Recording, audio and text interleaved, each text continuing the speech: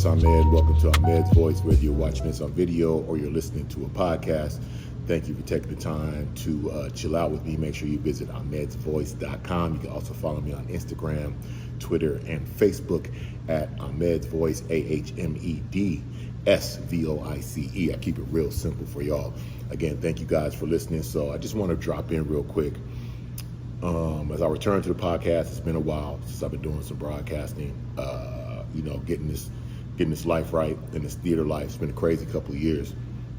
And I figured I would start this off by talking about a very special trip I was able to take last week. So as you know, shout out to Cecilia and everybody at the Playwrights Project. I am a member of their board. This is a spectacular organization that it is what it is. The Playwrights Project. They deal with young writers, teaching young people how to write plays and all that good stuff. And that's what I'm about, especially when it comes to this theater business, the ins and outs of the business in every aspect. But they also have a spectacular, for lack of a better word, prison ministry where they actually deal with those who were formerly incarcerated and who are currently incarcerated, and give them instruction on how to write plays, how to act, the ins and outs of doing this whole thing. And I was really honored to be able to last week go into Centinela State Prison out in the Imperial Valley in El Centro. I was able to visit the gentlemen on C yard and A yard, and Cecilia and those Playwrights Project, they've been working with these gentlemen on how to write plays, and these guys are writing some really good stuff. And so all my theater folks just realize, man, it's not just about what's going on out here. That in those walls, those gentlemen and those women who are locked up, they are accessing other dimensions to write their stories and their imaginations in the midst of a situation where there's not much to help you with your imagination or your creativity. And I can tell you that because many of you don't know this, especially a lot of my theater friends and theater associates. Last week, going back into Centinela State Prison was something special because I walked out of Centinela State Prison back in 2002, March 30th of 2002 to be exact. So we're basically at 21 years since I paroled from that place. And let me tell you, to walk back up in there was, for lack of a better word, it was delightful. It was delightful to be able to go back in the sense that I'm a graduate of the California Department of Corrections. And at the time when I was in, from the 90s into the early 2000s, there wasn't a lot of art. There wasn't a lot of outlets. In fact, when I was in, they were taking everything away. They were taking away the weights. They were taking away conjugal visits for lifers. Wasn't a lot going on by the way of education. Now in arts and corrections, you have organizations like the Playwrights Project that can go back in and actually help teach these men how to express themselves through art. And so it was just really fulfilling for me to go back in, but then also validation and a value check for me. Many of you who work with me in this industry over the last 20 years know one of my main things is about access in this industry, right? And I won't get into it because that's a whole nother podcast about the history of the arts in the United States, the government interference, the government help, and then the government interference goes all the way back to the 1920s, 1930s. Like, this is stuff that's documented, and we'll get into that. That's another conversation for another time.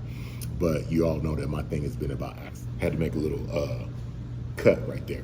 But to be able to go in and talk to these gentlemen, and to be able to go back and to be in their presence, knowing I was there too, knowing that I was on that yard, and you're using your imagination, you're doing everything you can to change the paradigm, to change where you're at, to keep your mind fresh, right?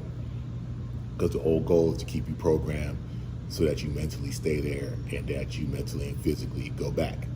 And to see these men writing these stories, these plays that just ran. I'm talking about everybody, man. I'm talking about the white guys on the yard, the Mexican guys on the yard, the black guys on the, everyone is writing these plays, and it's so heartfelt, and I know where they're coming from. And these guys are doing their best. They're doing their best and their utmost to display their creativity in a way. And I just, again, shout out to Cecilia and everybody at the Playwrights Project, and everybody who went on this first trip. You know, Cecilia, Yolanda, Mo, Z, Jaden. It was really just felt great to be able to go in there. And then it really felt great to have these brothers come off the yard and to tell them that I appreciate them in a way that maybe someone else can't tell them. To tell them, to know where they're at, to know what they're up against, to know what they're facing. That I appreciate them taking the time to expand their minds and consciousness and their souls to put these things on paper and then to come and watch us act them out. And so for all my friends who are engaged in the theater and performing arts, it's not just about the people out here. It's not just about those audiences, right? It's not just about the donors and the grants and the foundations. It's not just about that. It's really about allowing our creativity to infect those who need it, because those cats need it. And if we don't understand that, if we don't take care of the least of us, then, hey, chain, right? Strong as the weakest link. If we don't take care of what society deems as the least of us, we're in trouble. So, again, I just want to take this video to just, you know, also just be like understanding that I'm free. I paroled 21 years ago. But sometimes I'm mentally in my soul, I didn't act like it, right? And so what I do out here in theater and what I do out here in community, I do it from the heart. Like I said, I'm a different type of theater kid. I watched my dad's freckles for years, like keep that place safe, keep the lobby straight. And so to know that I spent 6 years in that hole and was able to come out at 21 years later, and I probably could have went back sooner in some way, shape, or form, but this is the way I was supposed to go back, because I'm actually able to take theater back in there. And I'm able to look those cats in the eyes who are wondering, can they do this? Can they continue this when they go home? Can they continue this run? Is there somewhere when they get home that they continue this thing that helped them make it through the time? And I can tell them, yeah. I can look those guys in the eyes and say, yes, you can. And I appreciate you for even making the effort. And I appreciate you for trying to better yourself. And I appreciate you for taking everything that you've learned, everything that you've been ruminating on, everything you've been thinking about, and putting it on the paper. And keeping your hope and your wits about you, and allowing people to come from the outside to help you develop these skills, and then to actually be excited when you see someone come in and actually act out what you wrote. Like, you guys don't understand, you know, arts in corrections is a big thing. Arts in schools is a big thing. Arts in all of our custody chain is a big thing. Every great society we know, what we know about from the past, we learn from what their art was. And so I just want to take a minute to put that on your mind. You know, remember these people who are locked up. Like, everybody makes mistakes. You know, you get caught up in life. A lot of y'all been out here walking around because you just didn't get caught. But I just want to give a shout out to the Playwrights Project. Give a shout out to everybody who's involved in any type of prison ministry, any type of youth ministry for those who are in trouble, any type of ministry or help for those who are incarcerated on any level. Just that day meant so much to me, and I'm getting ready to go back in. But this is the power of theater. Theater is about what? It's at the core of it, it's about narrative. It's about telling stories. It's about conveying stories. It's about either telling real stories or the stories that come out of our minds and our hearts and our souls and from our people. And yeah, it was all good. Anyway, thank you for taking this time to listen again. Remember those who are locked up. We put them there with the hope that they'll come out and be great people, and that they've left whatever they had to leave behind. And it's things like this, to be able to go back in from that hellhole I know I was in and watch these guys rise up out of it and be who they were and do what they do.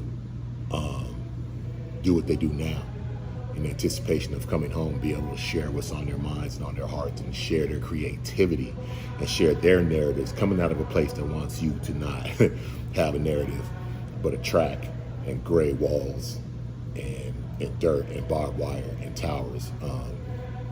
It's wonderful. Anyway, thank you for taking a minute to listen to me, and I'll catch y'all soon. Ahmed's Voice, again, follow me at ahmedsvoice.com. Ahmed's Voice on Instagram, Facebook, and Twitter. Thank you. Again, keep those guys in your heart, those young men and women, those older men and women that are locked up throughout California and the United States. There's a lot of gold in there.